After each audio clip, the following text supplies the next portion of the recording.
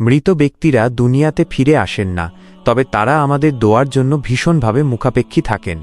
বিশেষ করে একজন বাবা বা মা কবরে শুয়ে অপেক্ষা করেন কখন তার সন্তান এসে কবরের পাশে দাঁড়িয়ে একটু দোয়া করবে। আজ আমি আপনাদের জন্য কবরের পাশে দাঁড়িয়ে পড়ার মতো সবথেকে উত্তম কিছু দোয়া শিখিয়ে দেব। জিয়ারতের দোয়া। এটি কবরের কাছে গিয়ে প্রথমে বলতে হয়। উচ্চারণ: আসসালামু আলাইকুম ইয়া আহলাল কুবুর। অর্থ: হে কবরের বাসিন্দারা, আপনাদের ওপর শান্তি বর্ষিত হোক।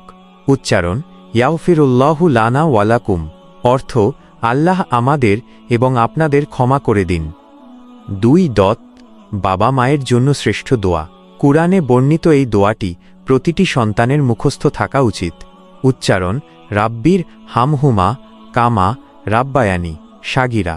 অর্থ: হে আমার প্রতিপালক, তাদের উভয়ের প্রতি দয়া করুন, যেমনটি তারা শৈশবে আমাকে দয়া ও স্নেহে লালন পালন করেছিলেন।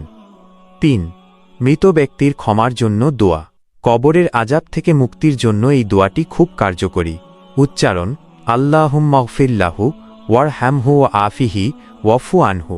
অর্থ: হে আল্লাহ, আপনি তাকে ক্ষমা করুন, তার ওপর রহমত বর্ষণ করুন, তাকে নিরাপত্তা দিন এবং তার গুনাহসমূহ মার্জনা করে দিন।